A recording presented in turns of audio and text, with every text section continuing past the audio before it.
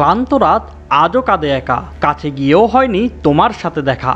জয়ের সাথে দেখা না পাওয়ার এই বেদনা পুড়িয়েছে দেশের ফুটবল প্রেমীদের মন। শেষ সময়ের হতাশায় আবার ফেলতে হলো দীর্ঘশ্বাস। 4-3 ব্যবধানে পরাজয় বরণ করতে হয়েছে বাংলাদেশকে।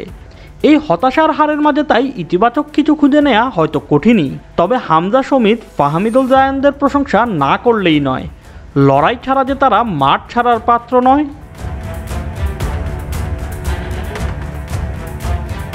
ম্যাচের শুরুতে কোচ হাভিয়ের ক্যাব্রেরা মাঠে নামাননি সমিত, ফাহমিদুল, জায়ানকে। তাই শুরুর পুরো সময়টা একাই সামলেছেন হামজা চৌধুরী। ম্যাচের 13 মিনিটেই দেখিয়েছেন তিনি কোন মানের খেলোয়াড়। জোরালো ফ্রি কিকে ভাঙলেন প্রতিপক্ষের রক্ষণ দেয়াল। গর্জে উঠল রয়্যাল বেঙ্গল টাইগার। বাংলাদেশ যখন ম্যাচে পিছিয়ে পড়ল 3-1 ব্যবধানে, তখনই হয়তো আশার বুক ভাঙল কোটি ভক্তের। শোচনীয় পরাজয় যখন দিচ্ছে উকি, তখন বাংলাদেশের বার্তা নতুন আগমনের। হামজাকে দিতে শক্তি, মাঠে আগমন সমিত, ফাহমিদুল জায়ানের। ধন্দে ফেলে দিলেন অতিথিদের, ছড়ালেন তাদের রক্ষণে ত্রাস। এক প্রান্ত থেকে অন্য প্রান্ত পায়ের জাদুতে ফাহমিদুল করলেন হংকংকে ব্যতিব্যস্ত। মোরসালিনের করা গোলে ছিল সহযোগিতা তার। সবার মনে সঞ্চার করেছিলেন এখনও বাকি আরও কিছু দেয়ার।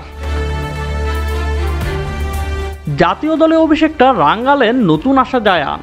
একের পর এক ক্রসে নিলেন পরীক্ষা সবার।